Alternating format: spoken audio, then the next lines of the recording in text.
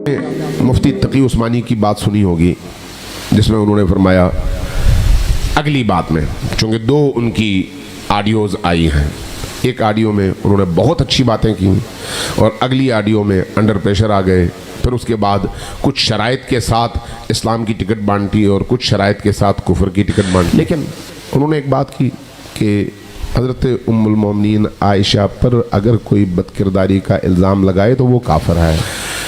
पहली बात, जैसे मैंने पहले अर्ज़ किया कि अगर कोई शख्स सहाबा कराम की तौहीन करता है तो वो फासिक है, तौहीन करता है तो वो मुजरिम है, उसको सज़ा मिलनी चाहिए, लेकिन काफिर नहीं होता। अगर वो काफिर होता तो फिर जो है आधे से ज़्यादा सहाबा तो काफिर हैं, क्योंकि उन्हीं सहाबा ने दूसरे सहाबा को न सिर्फ उनकी तौहीन की है, न सिर्फ गालियाँ दी हैं, बल्कि उनको कत्ल किया है।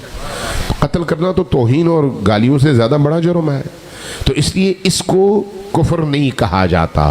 लिहाजा वहीं पर आपका दरवाज़ा बंद हो जाता है कि भाई ये जो है कुफर नहीं है। जहाँ तक उम्मुल मोमिनीन का ताल्लुक़ है, उम्मुल मोमिनीन आयशा रसूल करीम की ज़ौजा होने के नाते हमारी आँखों पर उनके कदम, चूँकि वो रसूल की हुर्मत का नाम है। मैं ये बात एक शिया तालिब इल्म की हैसियत से अर्ज़ कर रहा हूँ। अगर कोई वहाँ पर कोई जसारत करता है, ज़बान दराज़ी करता है तो वो मुजरिम है, लेकिन काफिर नहीं है, चूँकि कुरान ने उसको काफिर नहीं कहा। इल्ज़ाम लगाने वाला कोई बुतपरस्त था नहीं, कोई काफिर था नहीं, कोई मुशरिक था नहीं, कौन था?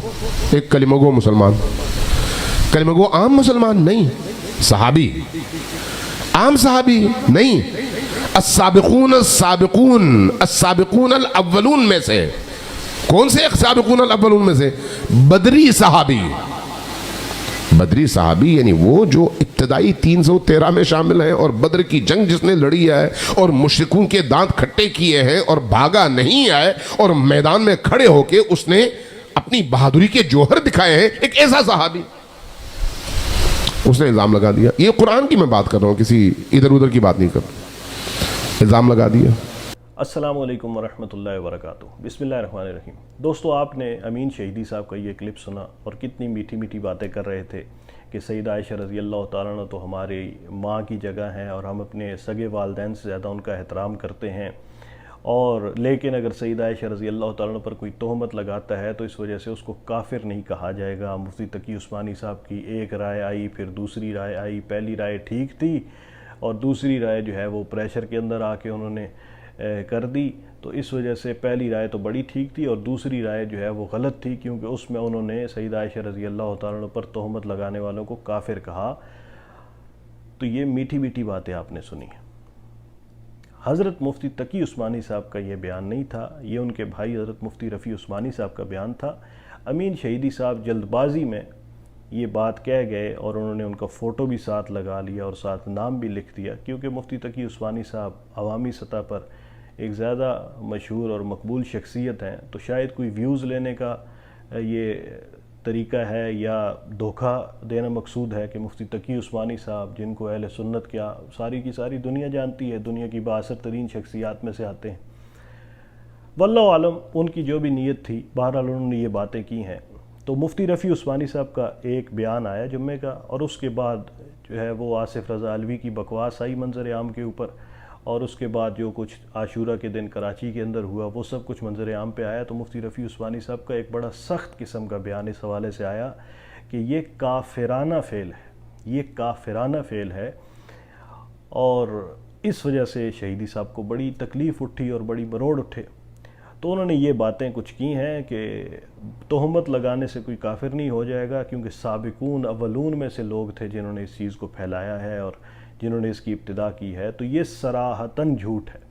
जो कुछ शियों की तारीख़ मैं जानता हूँ उसके हिसाब से मैं समझता हूँ कि अमीन शहीदी साहब ने सराहतन ये धोखा देने के लिए मुसलमानों को और आम आवाम को धोखा देने के लिए ये बात की है। साबिकून अल अव्वलून जो है वो इस चीज़ के पीछे नहीं थे, बल्कि इस चीज़ के पीछे अब्दुल्ला इब्न उबई रईसुल मुनाफिकीन था।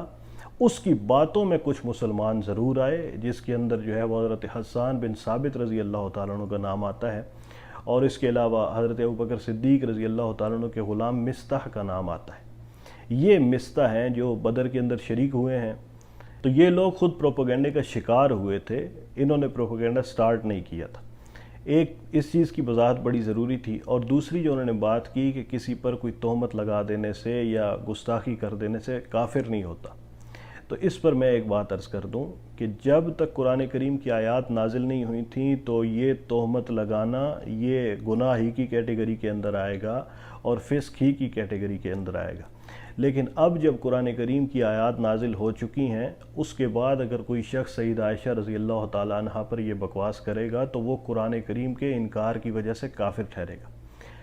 اسلام کی حدود قیود ہیں، اسلام کی حدود کے اندر رہنا ہے تو ضروریات دین اور نصوص کو ماننا پڑے گا۔ کوئی شخص اگر نصوص کا انکار کرتا ہے، قرآن کریم کی آیات کا انکار کرتا ہے یا ضروریات دین میں سے کسی چیز کا انکار کر دیتا ہے تو وہ کافر ہو جاتا ہے۔ ختم نبوت کا عقیدہ ضروریات دین میں سے ہے اور قرآن کی نصوص سے ثابت ہے۔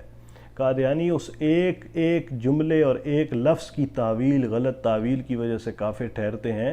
تو جو شخص سیدہ عائشہ رضی اللہ تعالیٰ عنہ کے بارے میں یہ آیات نازل ہونے کے بعد ان کے عفق کا قائل ہے اور ان پر تہمت لگانے کا قائل ہے تو یہ کافر ٹھہرے گا، اس کے اندر کوئی دو رائے نہیں ہے۔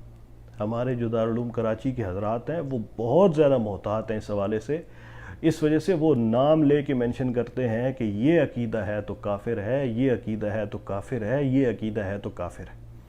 تو آپ نے یہ جو دھوکہ دینے کی کوشش کی ہے نا، اس کی تردید میں نے آپ کے سامنے رکھ دی ہے، اور آپ نے جو کہا کہ ام المومنین کے جہاں قدم لگے ہیں وہاں ہماری آنکھیں ہوں، تو میں آپ کو دکھاتا ہوں۔ آپ نے تو شیعہ طالب علم کی حیثیت سے یہ بات کی ہے نا، جس کی کتابیں پڑھنے کی ترغیب آپ کے خمینی صاحب نے دی ہے اور کہا ہے کہ ان کی کتابیں پڑھو گے تو گمراہ نہیں ہوگے۔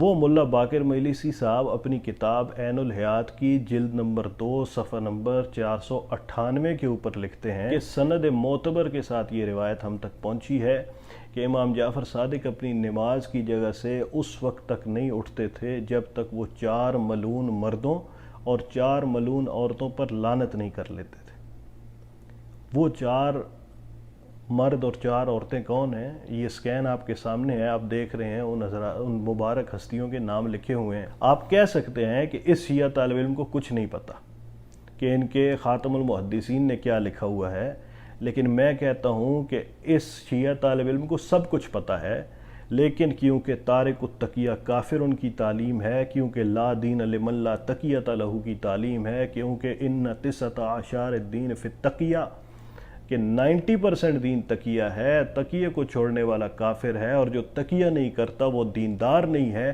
اس وجہ سے اس شخص نے یہ باتیں کی ہیں۔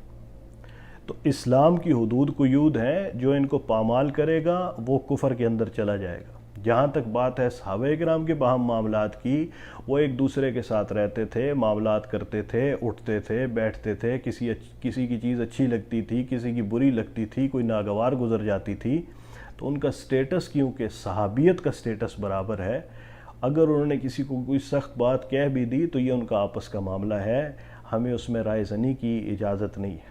اور جو بات ہے کہ صحابہ کرام کا باہم قتال ہوا تو حضرت علی رضی اللہ تعالیٰ عنہ کا فرمان موجود ہے کہ ہمارے مقتول بھی اور حضرت معاویہ رضی اللہ تعالیٰ عنہ ان کے مقتول بھی دونوں جنتی ہیں۔ تو جب سیدنا علی کی گواہی موجود ہے اور امت کا اس پر اجماع چلا آ رہا ہے کہ یہ اجتہادی معاملہ تھا، یہ کفر اسلام کی جنگ نہیں تھی، اور یہ اپنی ذات کے حوالے سے یہ جھگڑا نہیں ہوا بلکہ منافقین کی شرارت کی وجہ سے ہوا ہے، تو پھر آپ جیسا آدمی جو شیعہ مذہب کی بھی طالب علم کی حیثیت رکھتا ہے، اس کی یہ اوقات نہیں ہے کہ وہ اپنی رائے دینے لگ جائے کہ ان حضرات کی تو آپس میں جنگیں ہوئیں تو پھر آدھے صحابہ ایسے ٹھہریں گے۔ صحابہ وہی ٹھہریں گے جو قرآن کریم نے ان کے لیے کہا ہے اولئک ھم الفائزون، اولئک ھم المفلحون، اولئک ھم الراشدون، اولئک ھم المؤمنون حقا وکلا وعد اللہ الحسنی۔ ان سب کے ساتھ اللہ نے جنت کا وعدہ کیا ہے، وہ متقی ہیں، پرہیزگار ہیں، کامیاب ہیں، اور وہی حقیقی مومن ہیں۔ جو کچھ کہا سنا اللہ رب العزت اپنی بارگاہ میں قبول فرمائے، کوئی کمی بیشی ہوئی ہے تو اس کو معاف فرما دے۔ وآخر دعوانا ان الحمدللہ رب العالمین، والسلام علیکم ورحمۃ اللہ وبرکاتہ۔